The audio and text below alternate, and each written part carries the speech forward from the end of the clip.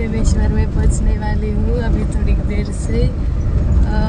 मैं आऊँगी अगले स्नान को, अगर कुछ सहायता मिली तो ज़रूर आऊँगी। आप सबका ख्याल रखना।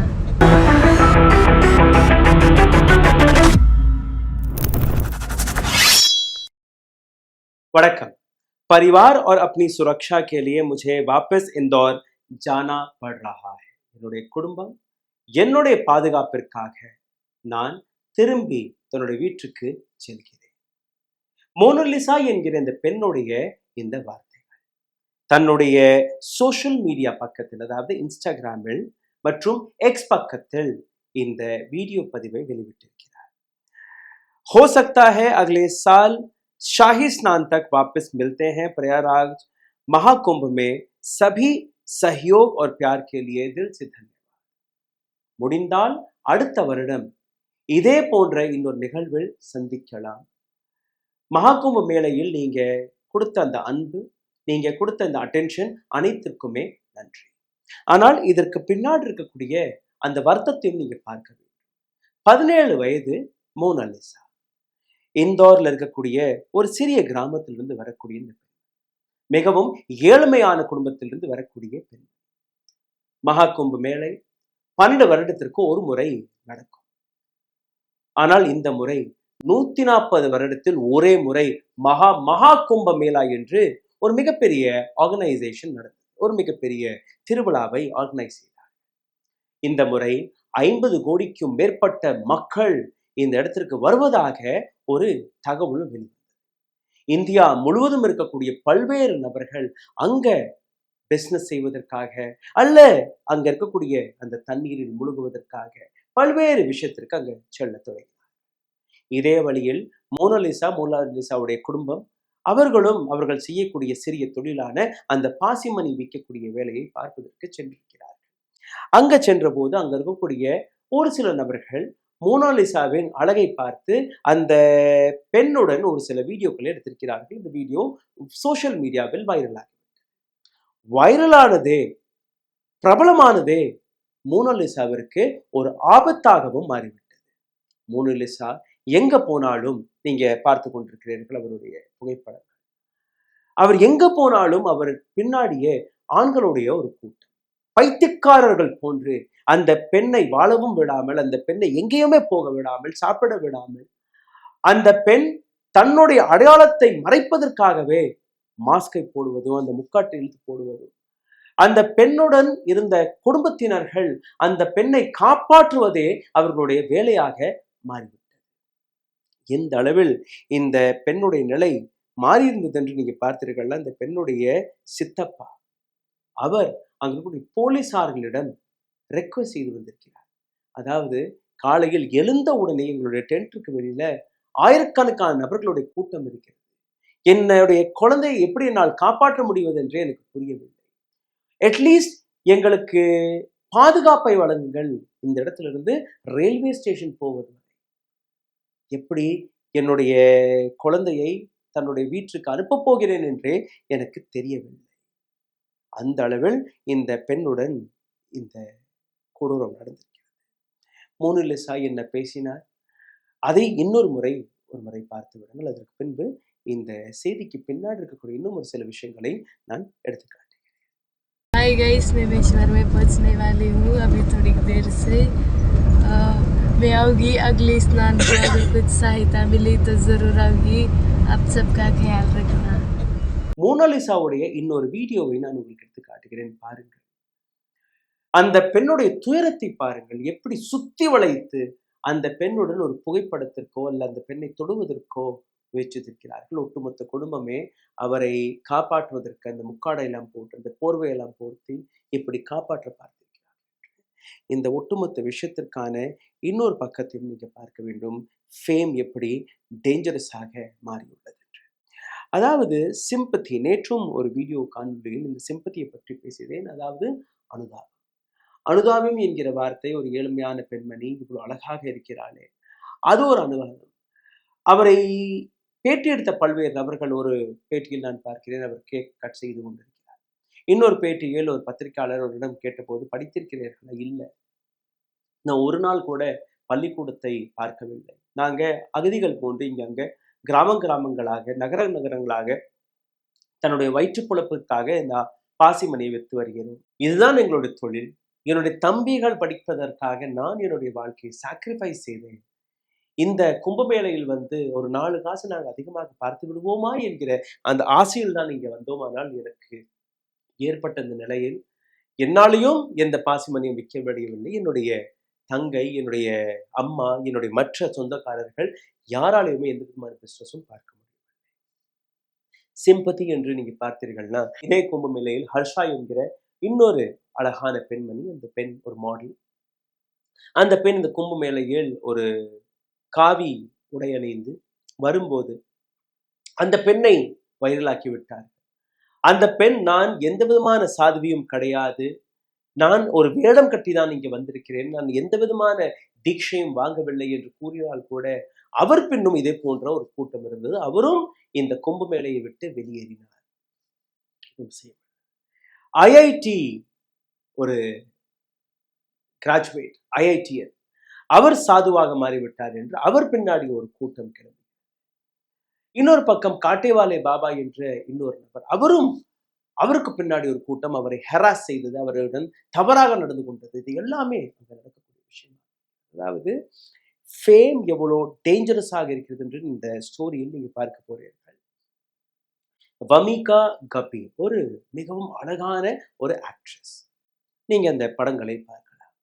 வமிகா கபியும் இந்த மோனாலிசாவும் ஒரே மாதிரியாக இருக்கிறார்கள். அவருடைய கண்ணை பாருங்கள், இவருடைய கண்ணை பாருங்கள். இது எல்லாமே சோசியல் மீடியாவில் பார்க்க. அப்போ வமிகா கபி அது போன்ற இருக்கக்கூடிய ஒரு பெண்மணியாக இதை எடுத்துக்காட்டி சோசியல் மீடியாவில் வைரலாக்கி அந்த பெண்ணுடைய வாழ்க்கையை எந்த அளவில் இவர்கள் இவ்வளவு டேஞ்சரஸாக மாற்றியிருக்காங்க நீங்க பார்த்தீர்கள்னா, செல்ஃபி எடுப்பதற்காக அல்ல தன்னுடைய சோசியல் மீடியாவில் ஒரு சிறிய வீடியோவை போட்டு தனக்கான வியூஸ்களை அள்ளி கொட்டுவதற்காக இந்த பெண்ணுடைய வாழ்க்கை எப்படி ஆபத்தில் தள்ளியிருக்கிறார்கள் நீங்க பார்த்தீர்கள். அந்த படம் எல்லாம் நீங்க பார்த்து கொண்டிருக்கிறீர்கள். இதற்கு பின்னாடி இருக்கக்கூடிய பல்வேறு விஷயங்களை நீங்க பார்க்கணும். அதாவது இவரை சுற்றி இவர் எங்கெல்லாம் கடை போடுகிறாரோ அங்க இருக்கக்கூடிய கூட்டமாக இருக்கட்டும், அல்ல இவரை சுற்றி இருக்கக்கூடிய ஆண்களுடைய தவறான பிஹேவியராக இருக்கட்டும், யூடியூபர்ஸ்களுடைய அந்த தவறான பிஹேவியர்ஸ்களாக இருக்கட்டும், அவருடைய பிஸ்னஸ், அவருடைய குடும்பத்துடைய ப்ரொடெக்ஷன், அவருடைய ப்ரொடெக்ஷன் அனைத்துமே வைரல் என்கிற இந்த பெயருக்கு பின்பு மாறி நிற்கிறது. இந்த ஒட்டுமொத்த விஷயத்தை நீங்க பார்க்கும்போது உங்களுக்கு புரிய வரும், எப்படி மோனாலிசாவை தாண்டி நேற்றும் இந்த விஷயத்தை பற்றி ஒரு நீண்ட வீடியோவாக போய்விட்டது. அதனால் பல பேர் அதை பார்த்திருக்க மாட்டீர்கள். ஆனால் இன்னைக்கு அதை ஒரு சுருக்கத்தை நான் எடுத்து காட்டுகிறேன். ரீல்ஸுடைய இந்த அடிமைத்தனம் எந்த அளவில் இது போன்ற நபர்களுடைய வாழ்க்கையை மட்டும் துளைக்கவில்லை, உங்களுடைய வாழ்க்கையும் துளைத்து. ரீல்ஸோடைய மோகம், அதாவது நீங்க ஸ்க்ரால் செய்து பார்க்கும்போது மேல மேல மேல பார்க்கும்போது உங்களுக்கு இமீடியட்டாக கிடைக்கக்கூடிய அந்த சந்தோஷம், டோபமைன் என்று உங்களுடைய மூளையில் இருக்கக்கூடிய ஒரு கெமிக்கல். நீங்க சாராயம் குடிக்கும்போது, சிகரெட் குடிக்கும்போது, போதைப் பொருட்களை குடிக்கும்போது, எந்த விதமான போதைக்கு நீங்க அடிமையாகிறீர்களோ, போனும் ஒரு போதை தான். அந்த தவறான படங்கள் அதுவும் ஒரு போதை தான். இது போன்ற போதைக்கு அடிமையாகக்கூடிய அந்த கெமிக்கல் ரியாக்ஷனை தான் டோபமைன் என்று கூறுவார்கள். கூடிய சீக்கிரம் விரைவில் கிடைக்கக்கூடிய அந்த சந்தோஷம். ஸோ நீங்க இந்த ஸ்க்ரால் செய்யும் போது உங்களுக்கு கிடைக்கக்கூடிய சந்தோஷம் தான் இந்த டோபமைன். அதுவும் இந்த ரீல் வழியாக கிடைப்பதாக ஒரு ஆய்வு எடுத்து காட்டுகிறது. இதனால் என்ன நஷ்டம்? உங்களுடைய ப்ராப்ளம் சால்விங் ஸ்கில் குறைகிறது. அதாவது ஒரு பிரச்சனை வரும்போது அந்த பிரச்சனையை தீர்ப்பதற்காக என்னெல்லாம் நீங்க செய்ய வேண்டுமோ அது உங்களால் செய்ய முடியவில்லை. மெமரி டிஸ்டர்பன்ஸ், உங்களுடைய மறதி, ஒரு விஷயத்தை நீங்க ஞாபகத்தில் வைத்துக் கொள்ள முடியாது, அதுவும் இங்க நடக்கிறது. ஃபர்கெட்ஃபுல்னஸ், நீங்க எதை வேணாலும் மறந்து விடுவீர்கள். உறக்கம் வராது, தூங்க முடியாது. நீங்க தூங்கும்போது அதே ஞாபகத்தில் இருக்கும், அல்ல எழுந்த உடனே அந்த போனை நோண்டக்கூடிய அந்த தூண்டுதல் உங்கள் மனதில் வரும். ஸ்லீப் டிஸ்டர்பன்ஸால் உங்களுடைய வாழ்க்கையில் என்னெல்லாம் பாதிக்கப்படும் என்று அதையும் நீங்க பாருங்கள். உங்களுடைய குழந்தைகளுக்கும் நீங்க இது போன்ற செல்போன்ஸ்களை கொடுத்து வருகிறீர்கள். அவர்களும் ரீல்ஸ்களுக்கு அடிமையாகிறார்கள். இப்ப இருக்கக்கூடிய இந்த ஜெனரேஷன், அதாவது மோனலிசாவாக இருக்கட்டும், அல்ல காட்டேவாலி பாபாவாக இருக்கட்டும், அல்ல ஹர்ஷா என்கிற அந்த நடிகையாக இருக்கட்டும், அல்ல ஐஐடி பாபாவாக இருக்கட்டும், இது எல்லாருமே இவர்கள் வெளியேறிய காரணம் அவர்களுக்கு கிடைக்கக்கூடிய அந்த ஹராஸ்மெண்ட், வைரல், அந்த செலிபிரிட்டி ஸ்டேட்டஸ், அந்த ஃபேம், அதற்கு பின்னாடி இருக்கக்கூடிய துயரத்தால் தான் இவர்கள் போனார்களே ஒழிய அவர்கள் தானாகவே போகவில்லை. அவர்கள் வந்ததுக்கான காரணம் வேற. அவர்கள் போனதுக்கான காரணம் இந்த அடிமைத்தனம், இந்த சோசியல் மீடியாவில் அடிமைத்தனம். ஸ்ட்ரெஸ், சின்ன சின்ன குழந்தைகள்ல இருந்து முதியோர்கள் வரை இன்னைக்கு ஸ்ட்ரெஸ் வர தொடங்கி விட்டது. ஸ்ட்ரெஸ்ஸால் என்னெல்லாம் நடக்கிறது? டயபெட்டிஸ், தைராய்டு, பிளட் பிரஷர், இது போன்ற மிக கொடூரமான வியாதிகள் உங்களுடைய சிறு வயதிலே நீங்க பார்க்கிறீர்கள். ஐ ப்ராப்ளம், கண்களின் பார்வை பிரச்சனை, நரம்பு இஷ்யூஸ்கள் வருகிறது. இது எல்லாமே இந்த ஸ்ட்ரெஸ் வழியாக. டிப்ரெஷன் அண்ட் என்சைட்டி, மனநோயாளிகளாக மாறுகிறீர்கள். பதற்றம் உங்கள் மனதில் வருகிறது. இது எல்லாமே இது போன்ற ரீல்ஸுக்கு அடிமையாகக்கூடிய நபர்கள், அவர்களின் மீது நடந்த ஒரு ஆய்வில் நீங்க பார்த்தீர்கள், இது எல்லாமே அதிகரித்து வருகிறது. மென்டல் ஹெல்த் இல்னஸ், மன நோயாளிகளாக, பைத்தியக்காரர்களாக கொஞ்சம் கொஞ்சமாக நீங்க மாறி வருகிறீர்கள்.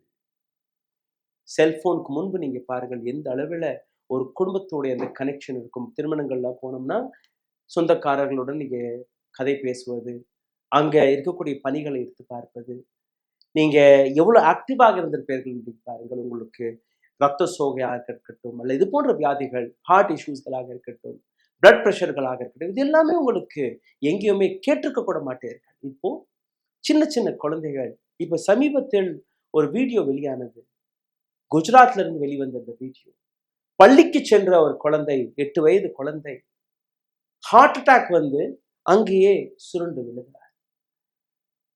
இன்னும் எத்தனையோ வீடியோக்கள் அப்படியே உட்கார்ந்துருக்காக, பேசிட்டு இருக்காக, திடீர்னு கீழே விழுகிறார். அனைத்துமே உறக்கம். உறக்கம் அதற்கான காரணம். அந்த உறக்கம் வராததுக்கான காரணம் நீங்க அதிக நேரம் உங்களுடைய செல்போனில் வேலை பார்ப்பது. நேற்று நான் போட்ட வீடியோவில் ஒரு நபர் கீழே கமெண்ட் எழுதினார், நீங்களும் சோசியல் மீடியாவில் தான் இருக்கீங்க, அப்புறம் எதற்கு? ஆமாம், என்னுடைய வீடியோக்களையும் நீங்க கொஞ்ச நேரம் பார்த்தால் போதும், அதுல இருக்கக்கூடிய அந்த கருத்துக்களை பார்த்தால் போதும், இல்லைன்னா போனை ஒதுக்கி வச்சிருங்க, காதுல மட்டும் கேட்டால் போதும். நாங்க விஷுவல் எல்லாம் அதிகமாக காட்டுவதில்லை. எவ்வளவுக்கு எவ்வளோ இது போன்ற கேஜெட்ஸ்ல இருந்து நீங்க வெளியேறுகிறீர்களோ அவ்வளவுக்கு அவ்வளோ உங்களுக்கு நன்மை. என்னுடைய குழந்தையோட வயது 13. 7 வயது வரை அந்த குழந்தைக்கு நாங்க டெலிஃபோன் காட்டவில்லை, மொபைல் போன் காட்டவில்லை, டெலிவிஷன் காட்டவில்லை. 2 மாதம் 3 மாதத்துக்கு ஒரு முறை, அதுவும் அந்த குழந்தை 5 வயது அடைந்ததற்கு பின்பு முதல் முறையாக சினிமா தியேட்டருக்கு போய் படத்தை பார்த்தார். நான் சினிமா தியேட்டருக்கெல்லாம் போகும்போது சின்ன குழந்தை, 6 மாத குழந்தை, அதை கூட்டி வைத்து நீங்க படத்தை பார்த்து கொண்டிருக்கிறீர்கள். அங்க இருக்கக்கூடிய சத்தத்தை நீங்க கேளுங்க, அந்த குழந்தையோட காதுகளுக்கு அது பொருந்தும். சின்ன சின்ன குழந்தைகளை நீங்க கூட்டி செல்கிறீர்கள் ரெஸ்டாரண்ட், சாப்பாட்டுக்காக. அங்க அந்த குழந்தை எதுவுமே பார்ப்பதில்லை. அதாவது ஒரு வெயிட்டர் வரும்போது அந்த வெயிட்டர் எப்படி வருகிறார், எப்படி நீங்க சாப்பாட்டை ஆர்டர் செய்கிறீர்கள், என்னெல்லாம் அந்த ரெஸ்டாரண்டில் உணவுகள் இருக்கிறது, எப்படி சாப்பிடணும், எப்படி உட்காரணும், எப்படி பேசணும், இது போன்ற பல்வேறு விஷயங்களை அந்த குழந்தை மறக்கிறது. அந்த குழந்தைக்கு முன்னாடி இருக்கக்கூடிய ஸ்கிரீன், வீட்லயும் ஸ்கிரீன், இங்கேயும் ஸ்கிரீன். இப்போ ஒரு சில பள்ளிக்கூடங்கள் கையில ஐபேட் போன்ற கருவிகளை கொடுத்து விடுகிறார்கள். எல்லாமே கம்ப்யூட்டர். என்னோட குழந்தை போன் எப்படி பார்க்குதுன்னு தெரியுமா, என் பையன் எப்படி கேம் எல்லாம் விளையாடுறதுன்னு தெரியுமா? அது பெருமை கிடையாது சார், அது உங்களுடைய குழந்தைக்கு நீங்க செய்யக்கூடிய கெடுதல். உங்களுக்கும் நீங்க கெடுதல் செய்கிறீர்கள். சரி, இதுல இருந்து எப்படி வெளியில வரலாம்? உங்களுடைய ஆஃபீஸ் ஹவர்ஸ் எப்படி இருக்கிறதோ அதே போன்று உங்களுடைய செல்போன் ஹவர்ஸ்களையும் மாற்றிக்கொள்ளுங்கள். உங்களுடைய வீட்டில் இப்பெல்லாம் இந்த ஜிஎஸ்எம், இந்த சிம் கார்டு போடக்கூடிய டெலிஃபோன் எல்லாம் வருது, 1000 1500 ரூபாய்.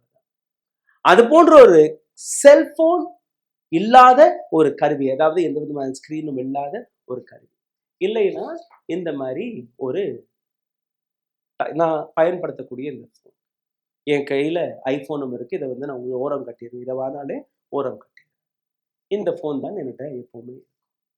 என்னோட குழந்தையும் பயன்படுத்தக்கூடிய இதே மாதிரி ஃபோன், இது என்னோட இருக்கக்கூடிய எல்லோ ஃபோன், அதுக்கிட்ட இருக்கக்கூடிய ஆரஞ்சு. இந்த மாதிரியான ஃபோன்கள். இல்லை நீங்க வீட்டுக்கு போனதுக்கு அப்புறம் எல்லாருடைய ஃபோன்களையும் ஒரு ட்ரேல அடுக்கி நீங்க 2 மணி நேரத்திற்கு அல்ல 1 மணி நேரத்துக்கு ஒரு முறை அதை பார்த்தால் போதும். என்ன மெசேஜ் வந்திருக்கு பார்த்து நீங்க மெசேஜ் கொடுங்க.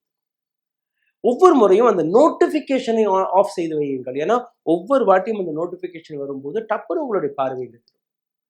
அதுல என்ன வந்திருக்கு, யார் என்ன அனுப்பிட்டாங்க, என்ன மெசேஜ் வந்திருக்கு, உடனடியா நம்ம மெசேஜ் கொடுக்கணுமே.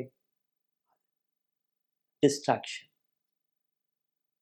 இதை தாண்டி நீங்க பார்க்கக்கூடிய இந்த சோகமான சீரியல்ஸ்கள், அது குழந்தைகளுக்கு முன்பு பார்க்காதீர்கள். நீங்களும் பார்ப்பதை தவிர்த்தீர்கள்னா நன்மை. சந்தோஷமான விஷயங்கள், வடிவேல் காமெடியை பாருங்கள், சந்தோஷத்தை கொடுக்கக்கூடிய அந்த மாதிரியான ப்ரோக்ராம்ஸ்களை பாருங்கள். அது உங்களுக்கு நன்மை.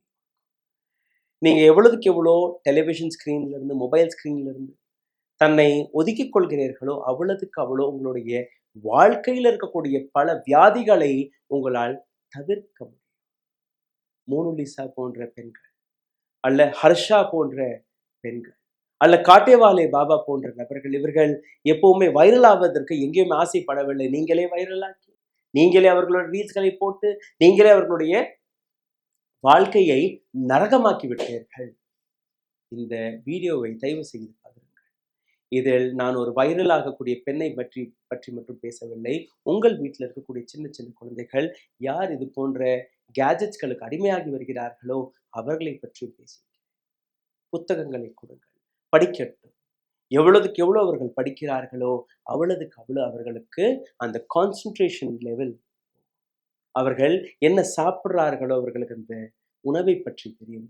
சோறு சாப்பிட்றாங்க, அரிசி சாப்பிட்றாங்க, ரொட்டி சாப்பிட்றாங்க, தோசை சாப்பிட்றாங்க, காரமாக இருக்கா, இனிப்பாக இருக்கிறதா, அந்த உணவுடைய டெக்ஸ்டர் என்ன, உணவை எப்படி சாப்பிடலாம், கொட்டாமல் எப்படி சாப்பிடலாம், இது அந்த கருவி இல்லாமல் இருந்தால் அந்த குழந்தையால் பார்க்க முடியும். இல்லை என்றால் நீங்க ஊட்டிட்டே இருப்பீங்க. அந்த குழந்தையோடைய வாயில என்ன போகுதுன்னு அந்த குழந்தைக்கு தெரியாது, அந்த உணவுடைய பேர் என்னவென்று தெரியாது, நிறம் என்னவென்று தெரியாது, சுவை என்னவென்று கூட தெரியாது. அப்படி உங்களுடைய குழந்தைகளை வளர்க்க பார்க்கிறீர்களா? சிந்தித்து பாருங்கள். நன்றி, வணக்கம். ஊடகம் கார்ப்பரேட் அரசியல்வாதிகளின் கைப்பாவையாக அடிமைகளாக இருந்தது போதும். இனி சாட்டை எடுத்து சுழற்றும் நேரம் வந்துவிட்டது. ஊடகம் பொதுமக்களாகிய உங்களுக்காக, உங்களாலேயே இயக்கப்பட வேண்டும். ஊடக சுதந்திரத்திற்காக உங்களின் பங்களிப்பை இன்றே அளித்திடுங்கள்.